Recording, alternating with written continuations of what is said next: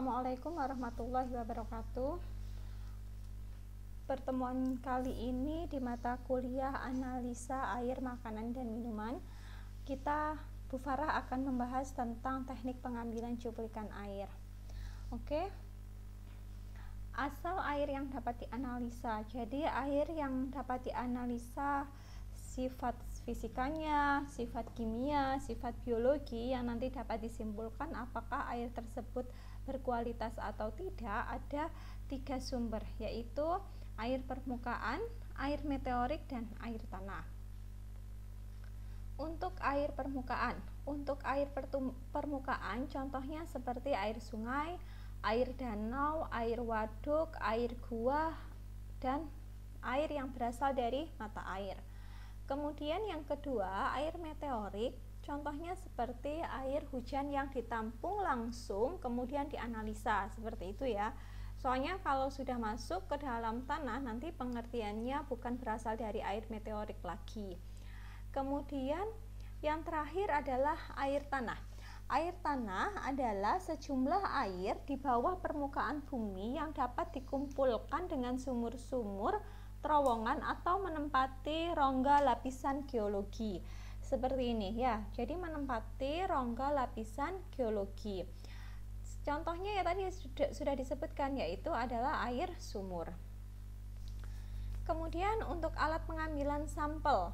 Nah, alat pengambilan sampel syarat-syaratnya 1, terbuat dari bahan yang tidak mempengaruhi sifat. Kemudian yang kedua, mudah dipindahkan dalam wadah penampung. Yang ketiga, kapasitas alat tergantung pada pengujian. Yang keempat, mudah dan aman dibawa. Dan yang kelima adalah mudah dicuci. Nah, tadi sudah disebutkan ya, syaratnya adalah syarat alat pengambilan sampel ini ada kapasitas alat tergantung pada pengujian. Jika kita mau melakukan uji kualitas fisika, maka volume air yang dibutuhkan adalah kurang lebih dari 2 liter. Kemudian sifat kimia kurang lebih 5 liter, dan kalau sifat biologi yaitu pemeriksaan bakteri yaitu kurang lebih 100 ml.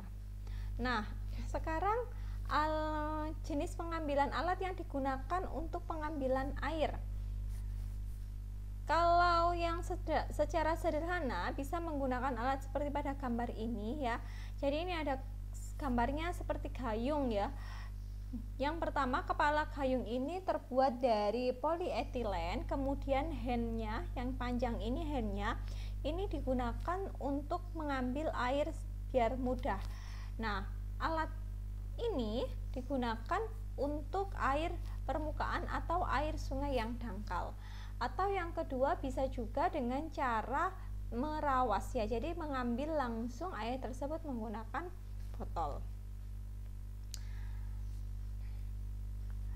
Yang kedua, alat pengambil air secara mendatar. Jika kita menginginkan mengambil sampel air secara mendatar, maka bisa menggunakan alat ini, yaitu alat dengan tipe Wahlenberg.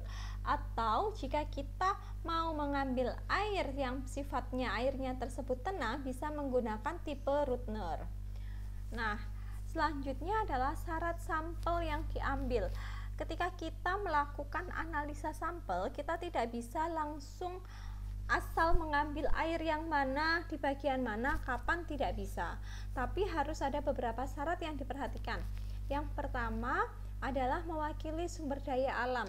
Ketika kita mau menganalisa air di sekitar di Sungai Berantas, maka kita harus bisa menentukan titik yang akan kita ambil supaya hasil tersebut dapat mewakili secara keseluruhan air di Berantas. Kemudian terhindar kontaminan. Ini yang dimaksud adalah terhindar kontaminan dari luar. Ketika kita mau memeriksa air Berantas ya, air Berantas mengetahui sifat biologi yaitu kadar E. coli katakanlah, maka kita harus memastikan air tersebut memang air yang berasal dari Sungai Berantas dan tanpa ada kontaminan dari luar, sehingga nanti pada kesimpulannya dapat diketahui bahwa bakteri E. coli air Berantas sekian itu merupakan bakteri yang berasal dari Sungai Berantas, tidak ada tambahan kontaminan dari luar. Dan yang ketiga adalah sifat kimia dan fisikanya dapat dipertahankan. Nah, pengamatan umum apa saja yang biasanya dilakukan? Yang pertama adalah pH, derajat keasaman. Ini sangat umum. Jadi ketika kalian nanti karya tulis ilmiah ya, atau melakukan penelitian tentang analisa air, kalian tetap harus melakukan pengamatan umum seperti pH. Jadi dilihat kadar pH-nya berapa, apakah dia bersifat asam, basa atau netral. Kemudian seperti mengetahui kandungan kimia atau bahan organik ya, bahan organik fosfat, nitrat. Dan yang tiga, kekeruhan. Nah, ini kekeruhan ini memang dia sifat fisik, tetapi minggu lalu kita sudah membahas antara ketiga sifat, yaitu fisika, kimia, dan biologi ini saling berkaitan. Ya, air keruh dia sifatnya fisik kan. Nah, tetapi yang menyebabkan air keruh ini apa? Yang pertama, katakanlah misalnya ada padatan suspensi ya, padatan yang tersuspensi. Kemudian yang kedua, padatan tersuspensi ini apa? Apakah pasir atau justru malah ada karbohidrat, protein, dan lipid dalam bentuk lain? Ketika kita mengetahui bahwa padatan tersebut, keruhnya tersebut berasal dari karbohidrat, protein, dan lipid, maka sudah dipastikan nanti akan mempengaruhi pada sifat lain, yaitu sifat biologi. Di sini apa? Ada indikasi bahwa terdapat bakteri. Kenapa? Karena karbohidrat, protein, lipid tersebut merupakan nutrisi yang digunakan oleh bakteri. Nah, jika ada bakteri seperti ini, kembali lagi, maka akan mempengaruhi apa? Mempengaruhi oksigen di dalam air. Maka nanti ini pun terdapat pengukuran lain, yaitu BOD dan COD. Sehingga nanti kualitas air itu tidak bisa hanya meliputi satu sifat saja.